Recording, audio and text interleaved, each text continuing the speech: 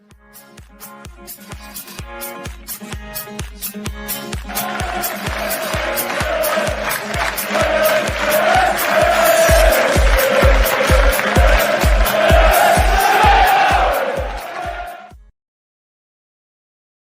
everybody, and welcome back to the Stacey US YouTube channel. I am Ben, and of course, the Imps are away at the weekend in FA Cup action, and I am delighted to be joined by Reuben from the Simply Reds podcast and part of the Crawley Town Supporters Alliance. Reuben, how you doing, mate? Yeah, not doing too badly, thanks. Are you okay? Yeah, not too bad at all, Tar. Could do with some points in the league at the moment, but I think that's probably something we could potentially both say at the minute. Although, decent win for you guys at the weekend against Rotherham. Yeah, very good win. I mean, Rotherham are probably one of the worst teams we've seen come down to the Broadfield Stadium. Thankfully, we were able to do Steve Evans, our ex-manager, over. But no, it was good to finally get a win under our belts. Hopefully, put us in good stead coming into the weekend. Yeah, so I mean, let's talk about the season, because obviously, probably a little bit of contrasting fortunes between the two clubs so far. I think that made it the weekend 4 wins in the league for you guys so far.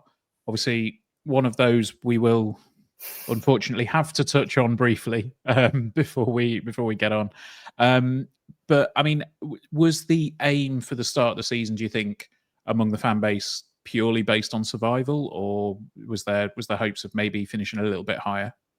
No, I think anything but survival will be a massive reward for us. I mean, considering we were favourites to be relegated in League 2 last season, we're definitely favourites to be relegated this season. We lost out of the players that started our Wembley playoff final. Only 3 of those players remain. Wow. Okay. So yeah, we've lost them. We've now lost our manager to Milton Keynes. So yeah, we're really kind of having to beat the odds here.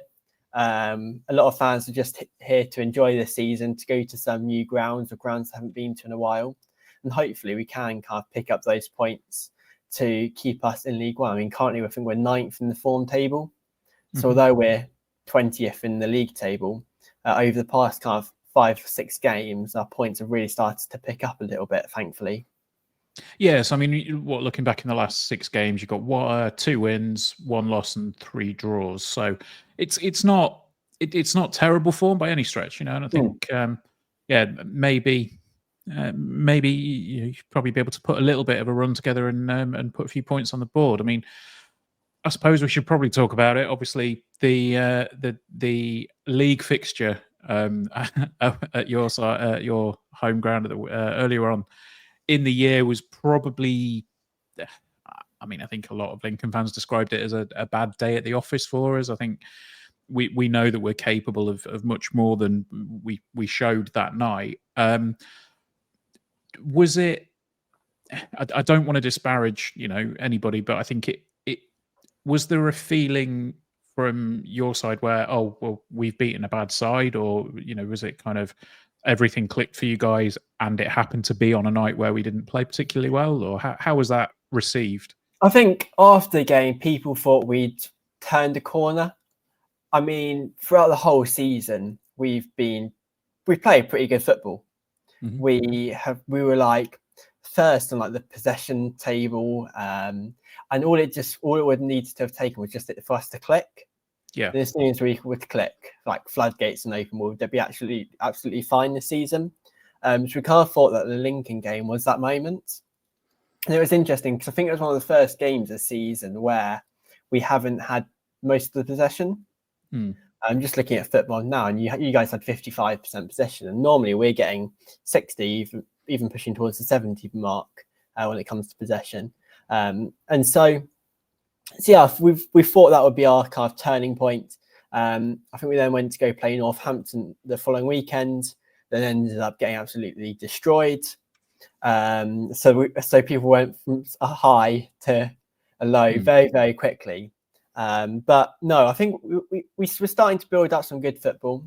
I mean, that Lincoln game was, I think, our manager's first home game, Rob Elliott, who took over from Scott Lindsay. And he said that Lincoln was one of the toughest games, one of the toughest teams that he's played this season. I mean, it's a bit ironic that we then went on to win 3-0. But I think it just shows that at the end of the day, the only stat that matters is how many times you can put the goal into the back of the net. Yes, absolutely, which unfortunately seems to be something that we're struggling with at the moment as well. So, I mean, since then, like we say, you've had a few decent results. I mean, 2 all against Huddersfield particularly stands out, and then obviously, like we mentioned, the win at the weekend. You said it feels like you were possibly turning a corner. Do you think it was almost a bit of a false dawn before the corner is being turned? Can you see the signs of improvement there at the moment, or was it a bit of a fluke, do you think? No, I think we've definitely started to turn a corner. I mean, we have now kept a number of clean sheets. I don't remember the stat off the top of my head, number of clean sheets over the past 6 games, which had you have looked at the stats beginning of the season, we were, I think over 2 games once we conceded like 9 goals. And so we've now, we sorted that out. Then we started to struggle to score. So we were keeping clean sheets, struggled to score. But now I think we find quite a good mix. We started being able to defend corners. I think there was a stat from the start of the season, like the first 10 games of the season, where we conceded something like 24 goals. I think 11 or 12 of them had come from corners, set pieces. And so that was always a touchy moment for us whenever we had to defend a set piece, particularly a game against Rotherham where the wind was literally lashing in the second half. And so what Rotherham were doing were just crowding around our goalkeeper, hoping for a gust of wind to take it into the back of the net. So there are a few touchy moments, but thankfully we're able to weather the storm, no pun intended, and keep that clean sheet. Fair enough. You mentioned obviously, the Imps game. It was Rob Elliott's first game in charge. Have you seen much in the way of a style change or a setup change? How has his impact been felt in the supporter base? So, I mean, him and Scott Lindsay, our former manager, they play a very similar style of football. And I think that's what kind of enticed the owners into trying to get Rob Elliott to come to Crawley. Scott Lindsay always said that his plan B was to do plan A better. Right. Whereas Rob Elliott's plan B is completely different to plan A. So he's willing to slightly adapt whether it needs to go. I mean, we're normally a possession-based team, but whether we need to go completely route one and aim for our target man. The game against Rotherham, we started playing it slightly differently, having kind of 2 strikers up top rather than just the one. And so I think that's kind of helps things a fair amount. We have Will Swan's kind of been playing that number 9 role for us. But on Saturday, he had a kind of a taller, more target man style player supporting him, which helped, and it kind of made it worthwhile with Will Swan scoring a goal. Okay. So, I mean, Will Swan, you've obviously mentioned he was one of the goal scorers against us as well. Is he kind of the main threat for you guys at the moment then, going forward, or are there other ones sort of waiting in the wings to threaten his goal tally? I don't know whether there is an individual threat. I think the way we play it's just such like a team effort. We don't have somebody who will probably score 25 goals for us, like we did last season. But actually, I think we've got a number of players who will all be contributing towards the goals, but maybe getting like double figure maximum, but definitely not pushing towards that 20 mark. We've recently signed Tyrese John Jules. So he was a hot Arsenal prospect. I think former he's been Imp really as well. Unfortunate due to injuries.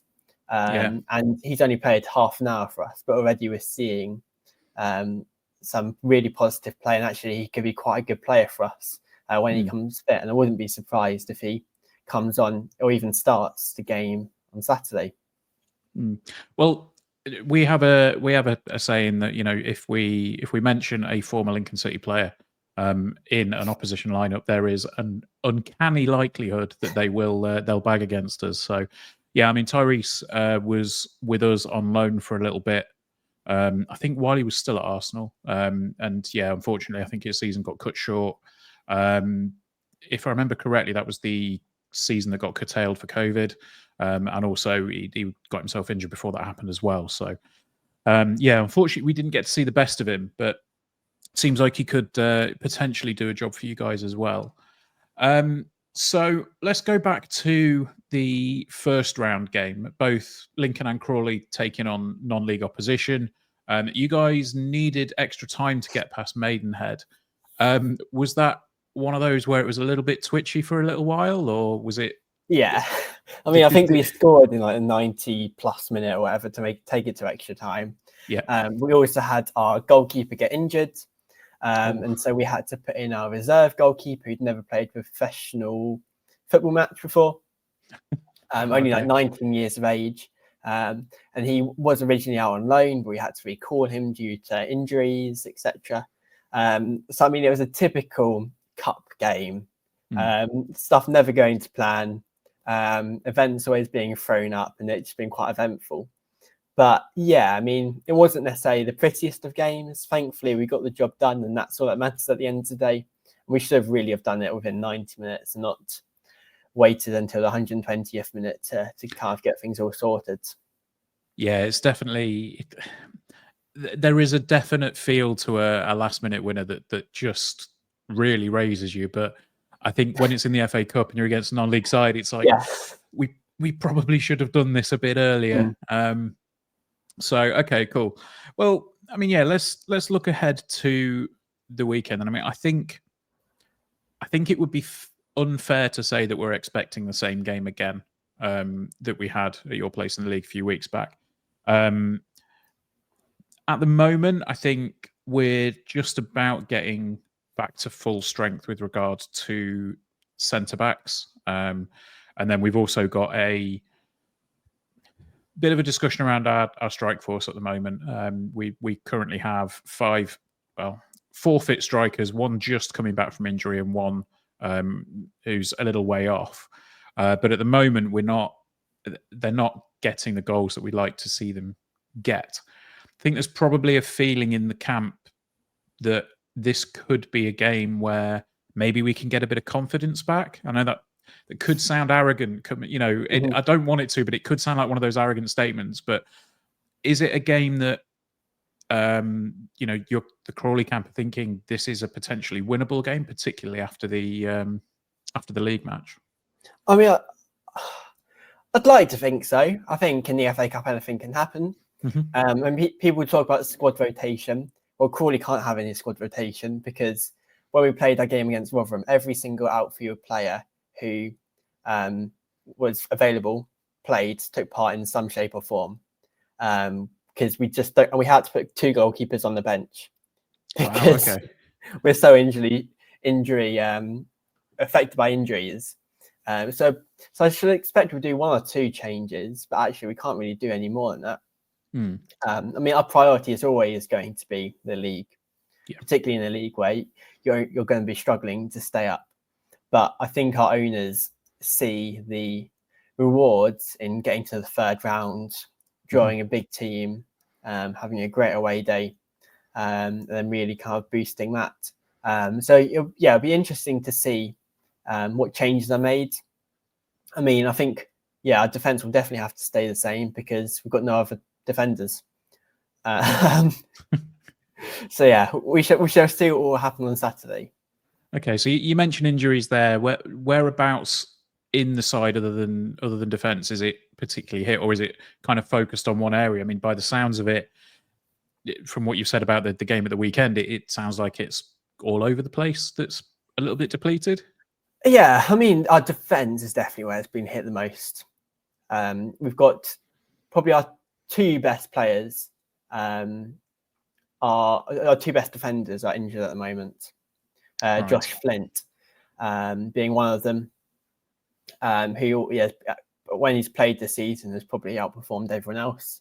In our midfield, we've got Jay Williams, who's out with injury. Again, he's one of the ones who stayed from last season, and he's been really, really good, and also quite aggressive. He was the one who, I don't know if people saw when we played Brighton in the League Cup, who injured the £25 million striker or midfielder Matt O'Reilly.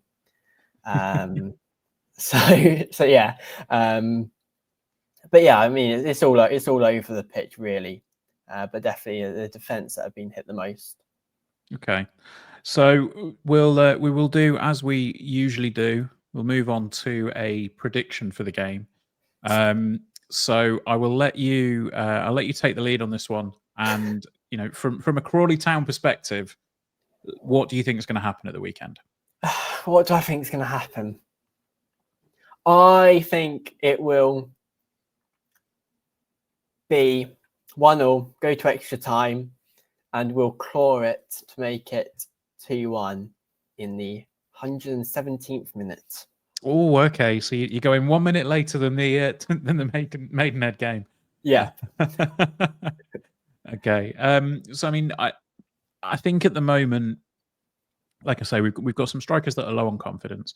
I don't know whether we're going to keep with the starting 11 that we played on Tuesday night against Wrexham, purely because I think there's from my perspective, I think a desire to pull some young targets out of the firing line.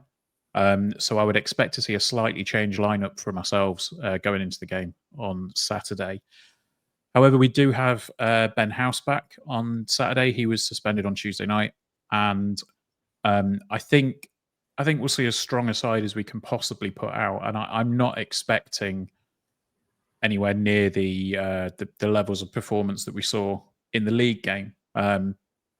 I honestly think that a couple of things are needed from the weekend, and I think that's a clean sheet, and I think it's a few goals. So I don't want to sound disparaging, but I'm feeling like we would need a 2 or 3 goal victory on Saturday to just maybe settle a few nerves. But as we did see, it's not always going to be quite as straightforward as that with Lincoln City. So yeah, be an interesting one. I'm going to go. Having said that, I'll go with 2-0. I think I'd be more than satisfied with that, and maybe a couple of strikers getting some goals to make a change. So I mean, Crawley tend to thrive off people thinking we're the underdogs, etc., etc. I mean, this can be a story of the season if we do get to stay up. Even like when you're looking at, say, Birmingham City, when they're spending millions of pounds on 15 million quid on Jay Stansfield, you could buy Crawley 3 or 4 times for that amount. So yeah, we're always going to be the underdogs, but that's what we thrive on. And so actually hearing comments from fans, I wouldn't be surprised if this doesn't get played before the match now. Gotta give the players a bit of a boost. Well, I would hate to be the reason for another defeat away at Crawley. Keep it coming. But look, no, look, really do appreciate you coming on. I know it's been a bit of a manic one this evening, but thanks for finding the time to come on and chat to us. If you want to take 20 seconds or so to let everybody know where they can find you, give yourself a nice plug, and then we'll call it there. Yeah, so do feel free to give us a follow on Twitter, X, whatever you like to call it, at CTSA Simply Reds. So that's CTSA Simply Reds. And yeah, we release a bunch of podcasts, as much as possible, interview with our players, interviews with our staff, owners, etc. And you'll be more than welcome to give us a listen. Super stuff. Well, look, again, thank you for coming on. Really do appreciate it. And best of luck for the rest of the season, other than Saturday and the leg at Sincil Bank, where I'm sure hopefully we'll be looking to get a little bit of revenge for the game the other week. But that is going to do us for this preview. We'll be back on Sunday with a podcast discussing the game and hopefully the prospect of a nice meaty tie in the 3rd round. But until then, up the Imps. Lincoln City are the team, the race is their name. Sincil Bank is their home ground and football is their game. So come and cheer them on, you lads, support them all the way. Oh, 'tis our delight for the red and white, the Imps are here to stay. Oh,